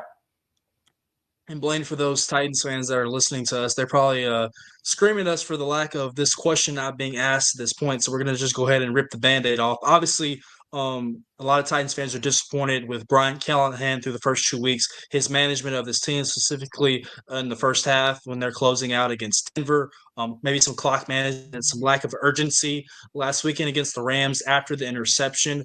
How do you evaluate him through the first 2 weeks and really the first year plus of his tenure here in Nashville? Obviously, he's somewhat learning on the job, but obviously, Titans fans only having 3 wins so far through his first 19 games is not good. So, rank the hot seat for me, Blaine, and what you want to see from Callahan in order to maybe keep his job at the end of the season. Yeah, David, he's 3-19 so far, and I think you could probably point to a good moment here or there that he's had, that Cam Ward has had so far, but there have been, it's starting to simmer, that seat, because of what that record is, and because of what happened in Denver. I think last week, yeah, he definitely could have taken a shot at the end zone after Cody Barton picks off Matt Stafford. But let's say that pass is picked. What are we talking about on Wednesday then? Oh, Brian Callahan should have gone for the field goal to take the lead into half against a really good Rams team. So the conservative call, you can overanalyze it, but he did go into the half up 13-10. Now, where Brian Callahan needs to be better is the second half and the fourth quarter. His team has struggled so insanely bad. They have been incredibly terrible in the second half after halftime in the fourth quarter. And you've just got to see that bit of improvement alongside Cam Ward's continued growth. We went into the season knowing that this team was not going to be that good. So the biggest point of growth is if Cam Ward continues to develop under this guy, and so long as the Titans start to look maybe a little bit better, I think that's what would allow Callahan to keep his job. But I think on the same side, you don't really know what's going to happen with Amy Adams-Strunk. And if this team loses to Mike Vrabel in a couple of weeks at home to the Patriots and is still at 0/1 wins, what does she decide to do at that point? Blaine, 3 of the Titans' next 6 games are against divisional opponents. Next week, they host the Colts before going to Houston. Then they go to Arizona, Las Vegas, and then you mentioned host the Patriots before traveling to Indianapolis in Week 8. Just specifically looking at those divisional games, Indianapolis is 2-0 right now. Houston's 0-2. Houston's won the division in the last couple of years. How big are these next couple of weeks just in terms of, not getting behind in the division race and, trying to set yourself up to potentially be a player in the AFC South at the end of the year? Yeah, I think in the locker room, they're probably thinking about that a little bit. I'm sure the players don't want to punt on the season after week 3, but at the end of the day, the front office and the coaching staff, I think they're well aware of what this season is about and where this team is going to be. Maybe the division turns into a battle for 8, 9, 10 wins like it has in the past, and the Titans can find themselves in contention. But more than likely, what's going to happen is that this Colts team is maybe still not going to punt on Sunday, run away with a win at Nissan Stadium. Daniel Jones will look good. Then they got to go play the Texans, and C.J. Stroud will get right. Lose to the Texans, the Jaguars look better. The Titans don't necessarily look like that team that has made that much progression that they could fight up against those 3 other teams in the division that have all kind of looked better from last year. Not Calvin, sorry, Blaine, as we close with you, appreciate you joining us. Obviously, there's going to be a lot of teary eyes, at least for the fan perspective, and probably in the front office this weekend as Mike Keith returns home, gets inducted into the Ring of Honor on Sunday at Nissan Stadium as the Titans take on the 2-0 Indianapolis Colts, who you mentioned have not punted on the season. They picked up a walk-off win against the Broncos. They picked up the walk-off win last weekend against the Broncos. Mike Keith will become the 19th member of the Titans Ring of Honor. He had called every single game for Titans radio from 1998 through 2024 before returning to his alma mater, Tennessee, to call football and basketball games. Really quickly, Blaine, he said it's the most complicated set of feelings I've ever had, based on the fact that I'm very excited on one hand and extremely sad on another. I've never been through anything like this. The University of Tennessee opportunities is just fantastic. To be involved in college athletics at my alma mater. Everything that goes on with it is incredibly exciting. But I'll leave the Titans with nothing but wonderful memories on so many different events on and off the field. Made so many friends. So it really is complicated. I don't know how to describe it well because I've never been through anything like this in my life. I know it's going to be an emotional scene on Sunday as he gets inducted into the Ring of Honor. I mean, for those of us who've grown up here in the Mid-State, the GOAT, one of the best to ever do it. So maybe describe some emotions that you feel like people are going to be experiencing Sunday when Mike gets that opportunity to see his name unveiled. I think Mike's going to feel really emotional for sure. There's going to be a lot of pride coming back to where he spent so much time.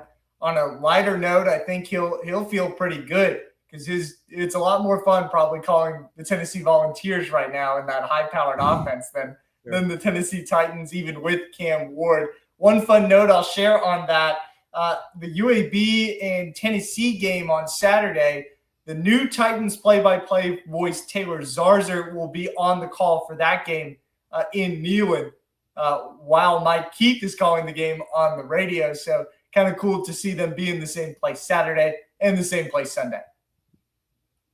Blaine, just kind of wrap us up here. No more questions from me. We appreciate you hopping on to talk a little Titans with us. As always, Main Street Media colleague Blaine Keller. Blaine, thanks for hopping on. Hey, thanks, guys. Be sure to check out the Tennessee Pro Football Podcast and TitanInsider.com. Terry McCormick and I will have you covered for this week's game and for the rest of the season. We'll see you guys. Appreciate you, BK. Coming up after the break here on Main Street Sports Today, presented by the Tennessee Orthopedic Alliance of Columbia. It is the final segment on a Wednesday. It is Wild and Wacky Wednesday, and we'll get into the wildest and wackiest stories from across the globe coming up right after this commercial break. Stay with us.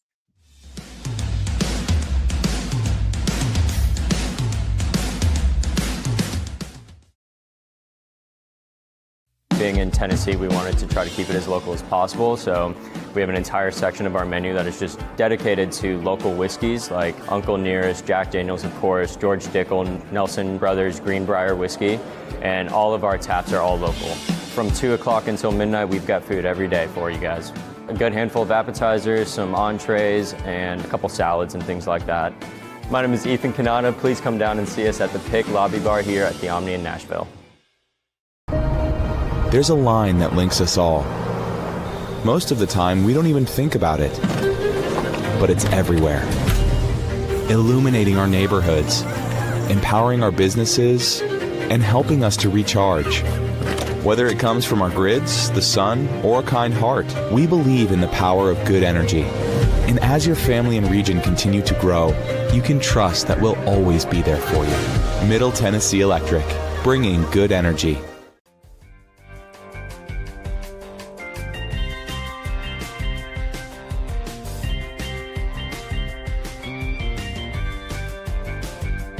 Final segment on Wednesday here on Main Street Sports Today, presented by the Tennessee Orthopedic Alliance of Columbia. I'm David Wilson. That is my buddy Calvin White. Wrapping up today's show with Calvin's favorite segment. He scoured the web. Got some help from our colleagues as well, Maurice Patton and Wade Neely. I'm sure he is excited about some of these that we've discussed in the wee hours of this morning. It's time for our wild and wacky segment. So, Calvin, I turn the baton over to you to get us started. Yeah, our first.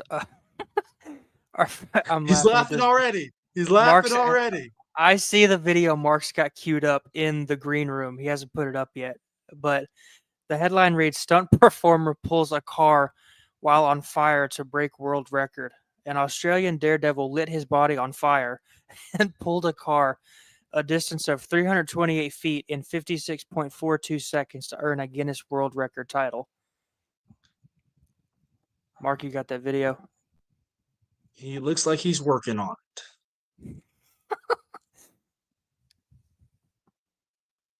Calvin, why are we doing this? I don't know.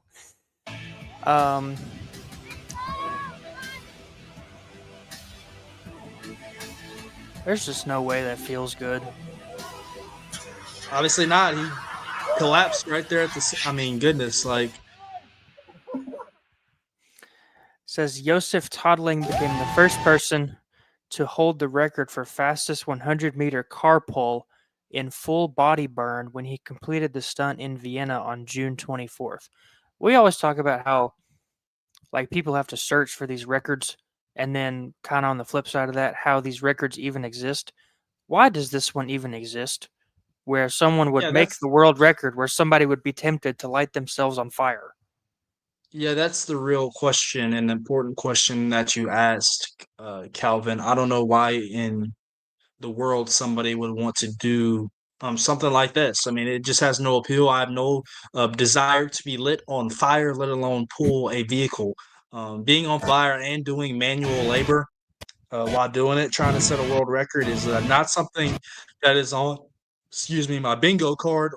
So like I said, I think some people just do these things just to say they did it. Very dangerous. I have no desire to be on fire. I like my temperature the way it is. I like life right now as we speak. So I have no desire to be lit on fire, to say the least.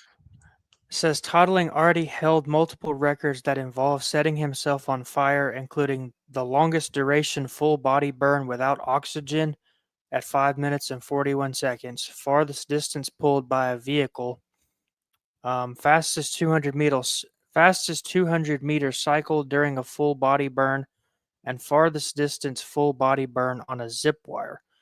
I think somebody needs to check on our boy and figure out why he likes to be set on fire so much. Yeah, I don't know if you watched The Incredibles when it first came out and wants to be Jack being set on fire or whatever, but I've no desire to join him and try to break his record on pulling a car.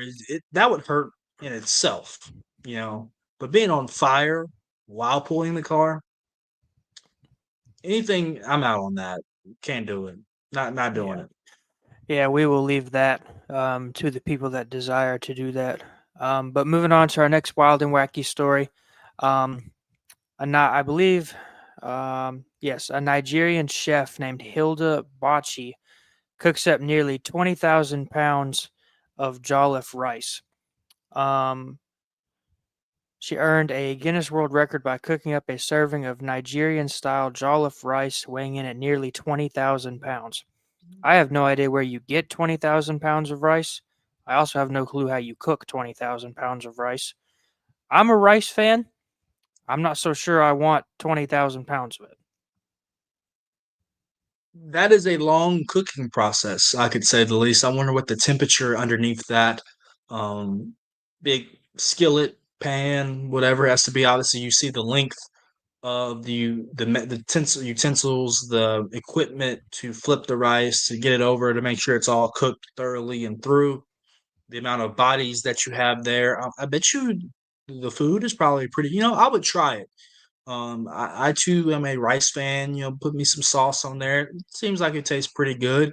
Um, the effort though that it comes into making that, obviously, you can feed a lot of people with 20,000 pounds of rice. But I assume that we had one of these, I believe, last week where it went to a good cause to feed some people. I would say that this did so as well. Um, so yeah. Says it took about 9 hours to prepare the dish, which included about 8,818 pounds of washed basmati rice, 362 pounds of fresh goat meat, 485 pounds of Gino Asun and peppered chicken cubes, and Hmm. 1,322 pounds of her own jollof mix. Have you Where where do these you people get this much of one ingredient? have you had goat before? I have not. I'm trying to Have you? remember if I'm trying to. It's maybe I've had lamb before. Um, I can't remember. I can't remember. My memory is bad. Um, You're getting old. but yeah, I am. Be older next month. But That might taste pretty good. Like I'm a food guy. There's a lot of it has to be an extreme food for me to say no to. I'm pretty chubby, so um food always sounds good for me and free food sounds even better. So, you know what? If I got a portion of this, I might try it just to be completely frank and honest with you. Says the rice was dished out onto 16,600 plates and served to the thousands of spectators in attendance. So the food went to a good cause, like you mentioned a second ago. We have another wild and wacky food story coming up in a minute. But first, we're going to go over to New York for Rytoberfest. Hundreds of people named Ryan gather for Rytoberfest in New York. Um, Hundreds of people sharing the same first name met up in New York for the second ever Rytoberfest to celebrate the moniker Ryan and attempt a Guinness World Record. Um, the event was the latest in the group's string of attempts to break the Guinness World Record for the largest same name gathering, first name only, which was set by 2,325 people named Ivan in 2017 in Bosnia. Was Ivan Aronin a part of this? I don't know. We would have to send him a text. Says the event Saturday attracted Ryans from as far away as Australia. The organization said alternate spellings such as RIAN are allowed, but last names do not count and no Bryans are allowed. So that they were very strict on the type of Ryan that can show up to this function. And you see a lot of men in this photo, but I will say that Ryan is a dual name for men and women. I know a Ryan Allen who is a female.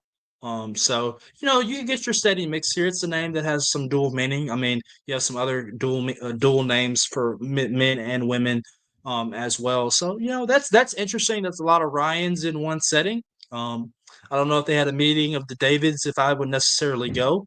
You would have two in my household, considering I am a junior and my father is also a David. So I guess we could book a ticket together. But that's interesting. I'll have to ask. We'll have to ask Ivan if he made the trip across the pond when the Ivans met. Not sure that would be his type of function per se, but I'll report back to you next Wednesday. Says the Ryan meetup previously attempted to break the world record in 2024. That attempt ultimately fell short of the record. The first Rytoberfest in New York in 2023 was attended by over 200 Ryans. The organization said hundreds of Ryans attended Saturday's event, but official numbers have not yet been released, so it is unclear whether the record was successfully broken. Rytoberfest also served as a fundraiser for the Ryan Callahan Foundation, which supports the families of pediatric cancer patients. So, a little fun event that goes toward a good cause. Yeah, we like those. We like the good causes. Yeah. We're probably going to move. This next story is probably going to be the wildest of our wild and wacky stories. Shout out to Blaine Keller, who we just had on the show for feeding us this story last night. This is from our friend and coworker Chris Gregory over at the Portland Sun. The headline reads: Portland man charged after reported threat to Knoxville veterinary clinic. A Portland man is facing charges after he allegedly threatened to blow up the University of Tennessee Veterinary Hospital in Knoxville last month. Why did he threaten to blow that up? I'm glad you asked. Joseph McDormand of Portland was charged with harassment and making a threat of mass violence after he allegedly called the Knoxville clinic around 5 a.m. on Thursday, August 7th, asking for his pet spider monkey to be seen. After being told he would have to wait until the hospital opened at 7:30 a.m. Eastern Time, McDormand reportedly told the operator that, quote, "If my monkey dies, I am coming here to blow the whole expletive building up." So, I have a lot of questions about this one. Why do you decide to get a spider monkey? Where do you get a spider monkey? And why do you need to go 3 hours away to get medical attention for your spider monkey? Yeah, the more important question that you ask is where does one acquire a spider monkey? Um, Now I don't know. He It says a Portland man, so I would assume like you that this person lives in Portland. or is a native of Portland. I think that's the difference when you said of driving to Knoxville for 3 hours, that trip. If he was in Knoxville now, I can understand why he went to University of Tennessee Veterinary Hospital. But goodness gracious, the real question is, where the heck do you get a spider monkey, and why do you want a spider monkey? I don't know. I have no clue There's where only you would room get for one. dogs in this household, not cats, no any other animals, dogs only. Yeah, No spider and monkey either. if So if your spider monkey needs help that bad, that you have to go to a professional hospital instead of just your regular vet down the street, your spider monkey's probably not making it 3 hours down the road. I hate to tell you. that's wild. Yeah, I mean, I don't know if I want that thing sharing a room with me. Yeah, I don't know if I would uh like seeing that thing in the dark roaming around my house. Yeah, well, that's interesting. To threaten to bomb a place because they're not open and they don't want to see you yet. I mean, that's a little extreme too. Google So, also says it's illegal to own a spider monkey in Tennessee, well, there you go. There you go. So he might get some additional charges in addition to that. which makes us ask even more. Where did he get a spider monkey? The clinic refused to see McDormand after that and notified University of Tennessee police of the threat. After running the phone number, McDermott was identified as the suspect. McDormand was scheduled to appear in Knox County Criminal Court on September 15th to face arraignment on the charges, both of which are felonies. So this guy, he already had an illegal spider monkey, it looks like, so he's racking up the charges. Yeah, he is. Um, so hopefully, his spider monkey got taken care of. Hopefully the little Well, fella he is got all taken right. care of. He Yeah, got taken care of for sure, considering he's behind bars. yeah, and his spider monkey got a show. Um, There you go. so we're gonna move on to our fifth wild and wacky story. This might have to be the last one, by the way, Calvin. Just throwing you a heads Yeah, up. yeah. Our last one is not very wild and wacky, so we're gonna end with this one. Headline reads: Cheating scandal nearly sinks World Stone Skimming Championships. Organizers of the World Stone Skimming Championships in Scotland said a cheating scandal led to the disqualification of several competitors. The World Stone Skimming Championships, an annual celebration of the sport, also known as stone skipping, is held every September on the western Scotland island of Easdale.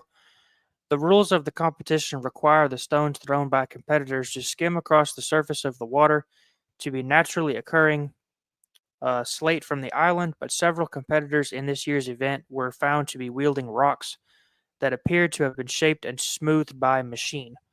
I was never a good rock skipper.